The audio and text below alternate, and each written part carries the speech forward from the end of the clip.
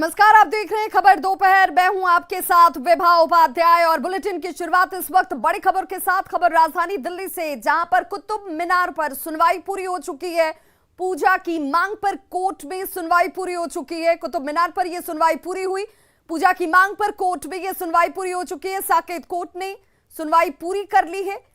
Court ने हालांकि फैसले को सुरक्षित रखा है। 9 जून की वो तारीख जब कोर्ट इस पर फैसला सुनाएगा। सुनवाई पूरी हो चुकी है, लेकिन फैसले को कोर्ट ने सुरक्षित रख लिया है। पूजा की मांग पर कोर्ट में सुनवाई हुई। सुनवाई पर फैसला कोर्ट की तरफ से सुरक्षित रखा गया। साकेत कोर्ट ने सुनवाई को पूरी करने के बाद 9 जून की तारीख तय की है जब फैसला सुनाया जाएगा। और दिल्ली संवाददाता सुशील पांडे हमारे साथ इस वक्त ज्यादा जानकारी के साथ ऑनलाइन पर जुड़ गए हैं। सुशील, सुनवाई पूरी लेकिन फैसला सुरक्षित। बिल्कुल, देखिए, कुतुब मीनार परिसर में पूजा के अधिकार को लेकर अर्जी दाखिल की गई थी, जिसमें हिंदू पक्षकारों की तरफ से ये मांग की गई है कि कुतुब मीनार परिसर में उन्हें पूजा का अधिकार दिया जाए। लेकिन एएसआई जिसने फिलहाल एक हलफनामा दाखिल किया है और उन्होंने फिलहाल हिंदू पक्षकारों की इस दलील का विरोध करते हुए याचिका को खारिज करने के लिए कहा है। एक्चुअली एएसआई की तरफ से कोर्ट में ये कहा गया है कि 1914 में जो फिलहाल कुतुब मीनार परिसर है उसको एक्वायर किया गया था, यानी कि उसको फिलहाल एएसआई के तहत शामिल किया गया था और वहां पर उस समय किसी भी प्रकार से पूजा पाठ नहीं होती थी। ऐसे में हिंदू पक्षकारों की उस दलील को खारिज किया जाना चाहिए कोर्ट की तरफ से, जिसमें उन्होंने पूजा के अधिकार को माना है। हिंदू पक्षकारों की तरफ से कोर्ट में ये दलील दी गई और ये कहा गया कि जिस जगह पर देवी देवता होते हैं वहां पर देवी देवताओं का हमेशा आधिपत्य रहता है। लिहाजा भले ही वहां पर देवता ना हो, लेकिन वहां पर पूजा करने का पूरा मौलिक अधिकार है और ये आर्टिकल 25 के तहत संविधान ने उनको ये अधिकार दे रखा है। हालांकि सुप्रीम कोर्ट ने, साकेत कोर्ट ने इस पूरे मामले पर जो हिंदू पक्षकार है उनसे पूछा कि क्या कोई ऐसा कानून है जिसमें ये साबित हो और ये माना जाए कि पूजा करने के अधिकार को मौलिक अधिकार की संज्ञा में रखा जा सकता है। कोर्ट में इस पूरे मामले पर हिंदू पक्षकारों की तरफ से ये दलील दी गई और ये कहा गया कि जो हिंदू वर्शिप एक्ट 1991 है वो इसके तहत शामिल नहीं होता है, क्योंकि नेशनल मॉन्यूमेंट एक्ट के मुताबिक पूजा करने के अधिकार से किसी भी व्यक्ति को वंचित नहीं रखा जा सकता है। और चूंकि कुतुब मीनार परिसर में एक लोहे का स्तंभ है जो 1600 वर्ष पुराना है, जिसमें संस्कृत में श्लोक लिखा हुआ है, लिहाजा ये तमाम ऐसे सबूत हैं जिनसे ये माना जा सकता है कि वहां पर देवी देवताओं का वास होता है। लिहाजा कोर्ट फिलहाल कानून के दायरे से बढ़कर इस पूरे मामले को आस्था के आधार पर देखे और कोर्ट इस पूरे मामले में तमाम हिंदू पक्षकारों को वहां पर पूजा करने का अधिकार दे। सुशील, इस तरह की भी जानकारी आ रही है कि 9 जून को दोनों पक्षों की तरफ से जवाब रखने की बात कोर्ट की तरफ से कही गई है। ये जवाब का संदर्भ क्या है यहाँ पर? जी देखिए, जब फिलहाल कोर्ट में पूरी सुनवाई हो जाती है तो एक आखिरी दलील फिलहाल कोर्ट दोनों पक्षकारों से, यानी कि मुस्लिम पक्षकार और जो हिंदू पक्षकार हैं उनसे इन पूरे मामले में दलील पर एक अपनी फाइनल रिपोर्ट मांगता है, जिसमें हिंदू पक्षकार ये कोर्ट में लिखित दस्तावेज देते हैं जो उनकी मांग होती है। दोनों पक्षकारों के द्वारा जब लिखित जवाब कोर्ट में दिया जाता है तो उसी आधार पर कोर्ट अपना फैसला लिखता है और इसीलिए जो पूरा आर्गूमेंट होता है उस आर्गूमेंट के आधार पर एक आखिरी जो जवाब फिलहाल दोनों पक्षकारों से कोर्ट मांगती है, ये एक जुडिशियल रिव्यू है, यानी कि जुडिशियल एक वर्क है जो फिलहाल कोर्ट दोनों पक्षकारों को किसी भी मुकदमे के तहत मांगता है और वही फिलहाल इस मामले में भी मांगा है।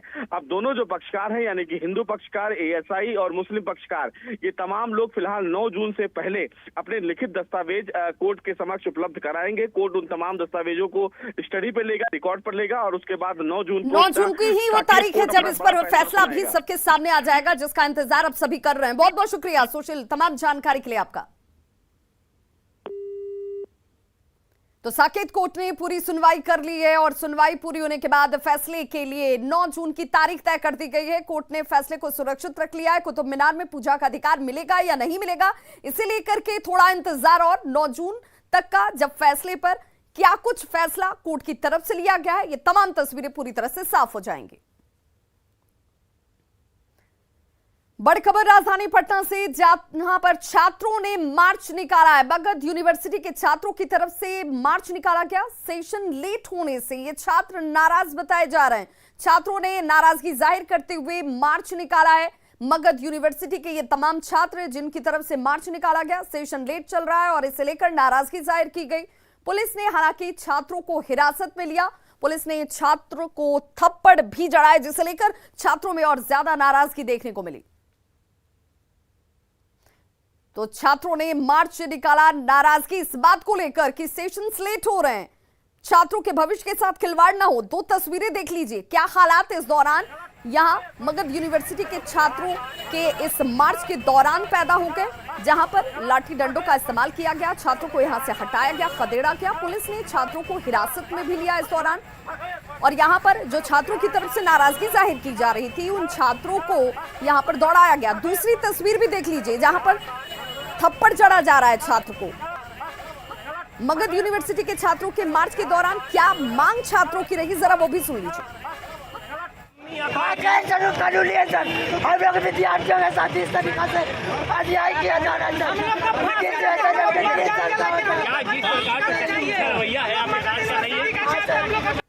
लेकिन उनका यहाँ पर धरना और प्रदर्शन अवैध था, विधि विरुद्ध था। उसके उपरांत भी मैंने कहा कि चलो तुम राजभवन मार्च का अपना विचार रखे हो, हम वहाँ के किसी बड़े पदाधिकारी से जो शिक्षा को देखते हैं तुम्हारे ज्ञापन को दिलवा देंगे और बात करवा देंगे। मैंने वहाँ बात भी कर लिया, वो लोग एग्री भी हो गए। उसके बावजूद भी 1 घंटा तक ये लोग जाने के लिए तैयार नहीं। तो पटना पुलिस की देखिए बर्बरता कैसे सामने आई है, जहां पर ये छात्र सेशन लेट होने को लेकर के मार्च निकाल रहे थे। गांधी मैदान से ये मार्च निकाला गया था, लेकिन उसके बाद नाराजगी लाठीचार्ज में तब्दील हो जाती है और उसके बाद यहां पर छात्रों को थप्पड़ भी जड़ा गया। संवाददाता संजय हमारे साथ इस वक्त ज्यादा जानकारी के साथ फोन लाइन पर जुड़ गए हैं। संजय, आखिर ऐसा क्या हुआ जहां पर छात्रों को दौड़ाया जाने लगे, पिटाई उनकी की जाने लगे? देखिए, दरअसल ये जो छात्र हैं, सेशन काफी सत्र जो है वो विलंब हो गया है इनका, और इसी से इनमें नाराजगी भी है। और आज राजभवन मार्च का आयोजन किया था, जिसे इन्होंने इच्छा मृत्यु पद यात्रा का नाम भी दिया था। और जेपी गोलंबर से आगे तो प्रतिबंधित क्षेत्र है, आप किसी भी तरह का धरना प्रदर्शन नहीं कर सकते हैं। प्रशासन ने इन्हें कहा कि एक मेमोरेंडम दीजिए, आप एक डेलीगेशन चलिए, बात करवाते हैं। लेकिन इसी बीच दोनों पक्षों के बीच नोकझोंक शुरू हो गई। उसके बाद जबरन पुलिस ने, आप देखिए तस्वीरों में कैसे बल प्रयोग किया, इन्हें वहां से हटाया गया। छात्र इससे काफी नाराज भी दिखे। उनका ये कहना है कि उनका भविष्य चौपट हो गया है और वाकई में एक बड़ी समस्या है। न्यूज 18 ने भी लगातार विश्वविद्यालय में जो सत्र विलंब से चल रहा है राज्य के कई विश्वविद्यालयों में, इस इशू को उठाया है। और मगध विश्वविद्यालय भी उसी विश्वविद्यालय में से एक है जहां अभी तक अस्थायी कुलपति नहीं है और प्रभारी कुलपति के सहारे ही मगध विश्वविद्यालय चल रहा है। तो ऐसे में सत्र विलंब होना और छात्रों को कई तरह की परेशानियां भी हो रही है। उनका जो सर्टिफिकेट है, ओरिजिनल सर्टिफिकेट, मूल प्रमाण पत्र, वो न मिलना, तमाम तरह की जो परेशानियां हैं उससे रूबरू हो रहे हैं। और ऐसे में छात्रों में नाराजगी है, उन्हें अपना भविष्य अंधकार में लगता है। इसी मांग को लेकर वे आज राजभवन तक जाने वाले थे, राज्यपाल तक अपनी बात पहुंचाने वाले थे, चूंकि वो कुलाधिपति हैं। लेकिन इस बीच प्रशासन ने सख्त रवैया अख्तियार किया, उनको खदेड़ दिया है और फिलहाल सभी छात्र वहां से हट गए हैं। जी विवाह। चलिए, बहुत बहुत शुक्रिया संजय इस तमाम जानकारी के लिए। 2 तस्वीरें देखिए और इन तस्वीरों के जरिए सवाल उठता है कि वो छात्र जो अपने भविष्य को संवारने के लिए शिक्षा ग्रहण करते हैं, वो छात्र ये सवाल खड़ा करते हैं कि आखिर सेशंस लेट होने की वजह से, उन्हें डिग्री समय पर नहीं मिलने की वजह से किस तरह की योग्यता या पात्रता उन्हें हासिल होगी, ये अपने आप में सवाल है। और बड़ी खबर पटना से ही, जहां पर सी-टेट और बी-टेट अभ्यर्थियों का हंगामा हुआ है। जेटीयू कार्यालय का घेराव करने के लिए ये छात्र पहुंचे हुए थे, जिसमें सी-टेट और बी-टेट के अभ्यर्थियों की तरफ से हंगामा किया गया। पुलिस ने इन प्रदर्शनकारियों को खदेड़ा है। तस्वीरें आपके सामने हैं, जहां पर ये सी-टेट और बी-टेट के अभ्यर्थी जेटीयू कार्यालय का घेराव करने के लिए पहुंचे थे, नाराजगी जाहिर करनी थी। पुलिस ने इन्हें यहां से खदेड़कर प्रदर्शनकारियों को यहां से हटाया है। तो जेटीयू कार्यालय की ये तस्वीर देखिए, कैसे इन अभ्यर्थियों को दौड़ाया जा रहा है, हटाया जा रहा है, खदेड़ा जा रहा है।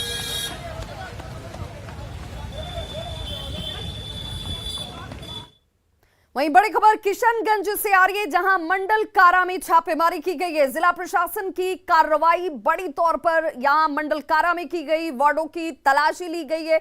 यह अभियान लगातार चलाया जाता हुआ, जिसमें मंडल कारा में ये जांच एक-एक वार्ड की गई। जिला प्रशासन की कार्रवाई के दौरान वार्डों में तलाशी ली गई है।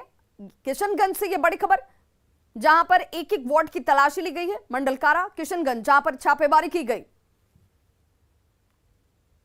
तो जिला प्रशासन की यह कार्रवाई, जिसमें किशनगंज के डीएम से लेकर एसपी, एसडीओ, एसडीपीओ, तमाम लोगों की मौजूदगी थी। वार्डों में तलाशी ली गई। हालांकि तलाशी के दौरान क्या कुछ हासिल हुआ, इसकी जानकारी सामने नहीं है, लेकिन सुरक्षा के मद्देनजर से कई तरह की शिकायतों और ऐसे में इस जानकारी के आधार पर कार्रवाई, जिसमें जिला प्रशासन की टीम कार्रवाई करते हुए एक-एक वार्ड की तलाशी लेते हुए नजर आई।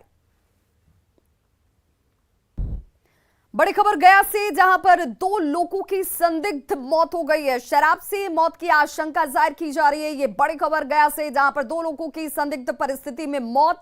शराब पीने की वजह से मौत की आशंका गहरी होती हुई और ऐसे में आमस थाना के पथरा गांव की इस घटना के बाद बीमार लोगों का पीएससी में इलाज भी चल रहा है। बताया जा रहा है कि कई ऐसे लोग हैं जिन्होंने शराब का सेवन किया, बीमार हैं, पीएससी में इलाजरत हैं। हालांकि पुलिस इस मामले पर किसी तरह का कोई बयान देने से बचती नजर आई। पुलिस की तरफ से मेडिकल रिपोर्ट का इंतजार करने का हवाला दिया गया। शराब के सेवन से मौत की बात खुलकर परिजन जरूर कर रहे हैं। शराब पी के कितने लोगों की मौत हुई है आपके गांव में? अभी तक तो 2 आदमी के। कौन कौन है?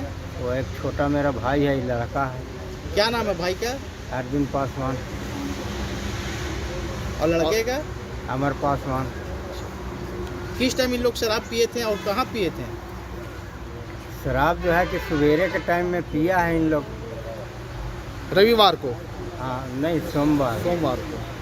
सोमवार की सुबह की, सोमवार की शाम? नहीं, सुबह। अच्छा, और तबीयत किस टाइम से इन लोगों की गड़बड़ा रही?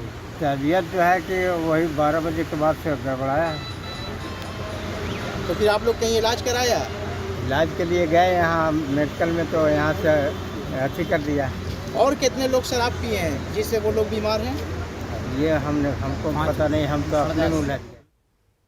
जहानाबाद एसटीओ कार्यालय में राशन कार्ड सरेंडर करने वालों की भीड़ लग गई। दरअसल खाद्य सचिव विनय कुमार ने साधन संपन्न लोगों को कार्ड सरेंडर करने के निर्देश दिए थे, जिसके बाद लोग कार्ड वापस करने के लिए यहां पर देखिए किस संख्या में, किस तादाद में पहुंच गए। ज्यादा जानकारी दे रहे हैं हमारे सहयोगी राजीव रंजन विमल।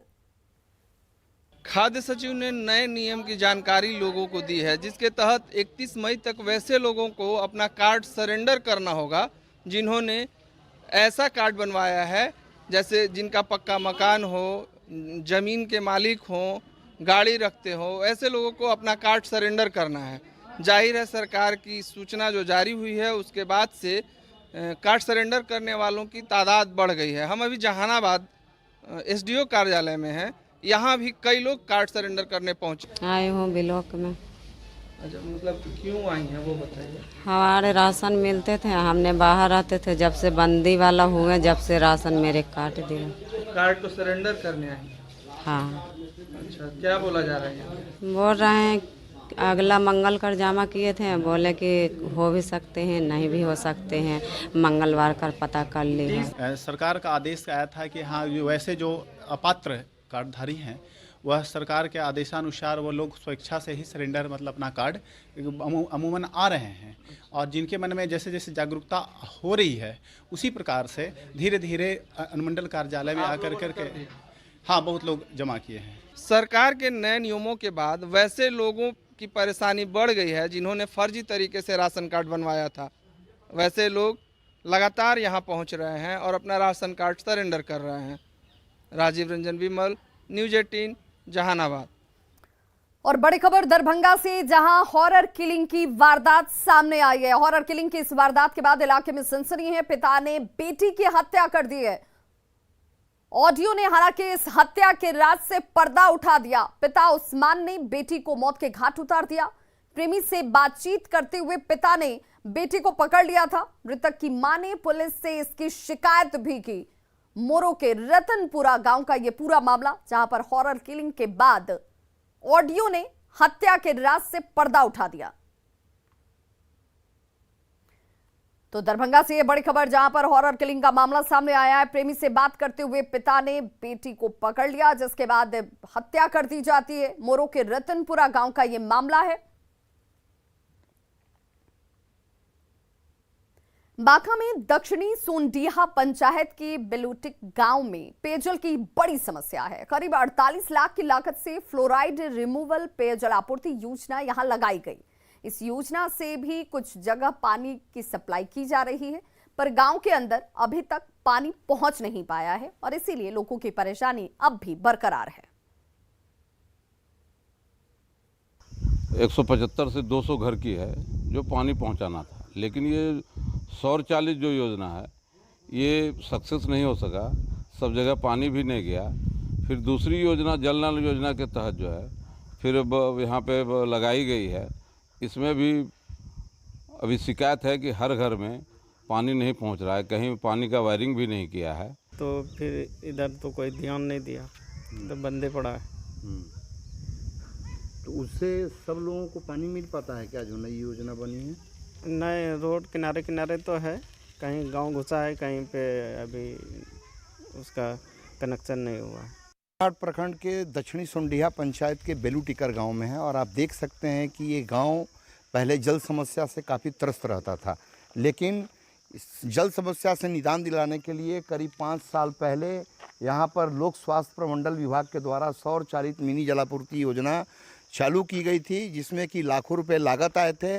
कुछ वर्षों तक इससे पानी जरूर मिला, लेकिन 3 साल से ये योजना पूरी तरह से मृतप्राय पड़ा हुआ है। 2 साल पहले आप देख सकते हैं कि यहाँ पर पीएचडी के द्वारा ही 45 लाख की लागत से एक बड़ी योजना का निर्माण किया गया है, जिससे कि पूरे तौर पे 175 घरों को पेयजल आपूर्ति की जानी थी। लेकिन कुल मिलाकर देखा जाए तो 70 लाख की 2 योजना बनने के बावजूद भी बेलू टिकर के 175 घरों तक पेयजल उपलब्ध नहीं कराया जा रहा है, जिससे कि लोगों की जल की समस्या, पेयजल की समस्या का निदान नहीं हो पाया है। Nagendra, news 18 network, Banka. CM Nitish Kumar ने राज्यसभा चुनाव पर कुछ भी बोलने से इनकार कर दिया। राज्यसभा के लिए बिहार में 5 सीटों पर चुनाव होने वाले हैं और इन 5 सीटों में जिस सीट पर लोगों की सबसे ज्यादा नजर है वो सीट है आरसीपी सिंह की। जी हां, जेडीयू ने आरसीपी सिंह के नाम पर अभी तक अपने पत्ते नहीं खोले हैं। पार्टी नेताओं के बयान से दिनों दिन अब सस्पेंस बढ़ता जा रहा है। सवाल उठता है कि अगर जेडीयू आरसीपी सिंह को राज्यसभा भेजती है तो क्या होगा, और अगर जेडीयू आरसीपी सिंह को राज्यसभा नहीं भेजती है तो क्या होगा।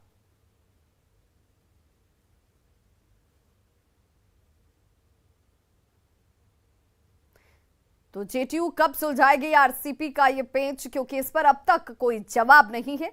अब आपको यह भी बताते हैं कि आरसीपी राज्यसभा अगर जाते हैं तो वैसी परिस्थिति में क्या होगा।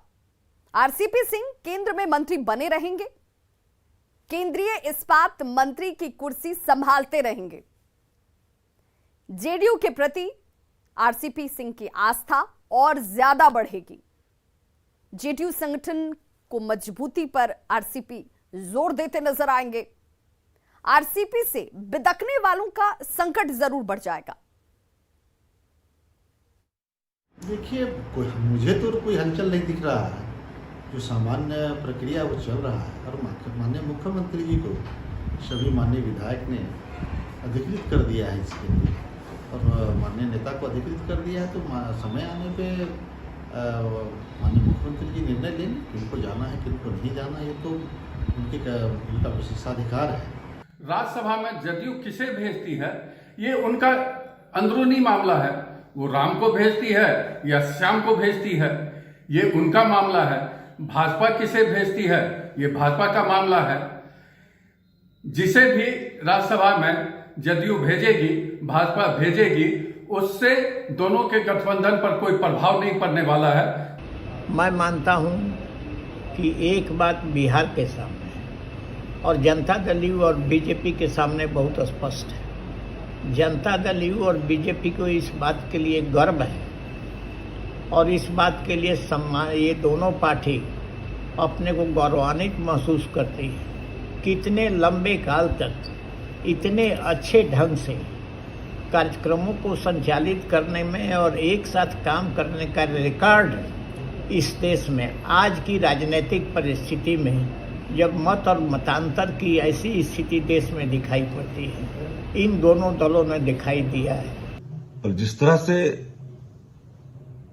रामचंद्र प्रसाद सिन्हा की नजदीकियां दल से ज्यादा दूसरे दलों के साथ है, तो पार्टी नेतृत्व को निर्णय लेना है कि इन परिस्थितियों में हम क्या निर्णय लें। हमें लगता है कि सबसे उपयुक्त जनता दल यू के राष्ट्रीय अध्यक्ष ही इस पर निर्णय ले सकते हैं। तो खबरों का सिलसिला लगातार जारी है। आप देखते रहिए न्यूज़ 18 बिहार झारखंड, क्योंकि यहां खबरों का सिलसिला कभी नहीं थमता।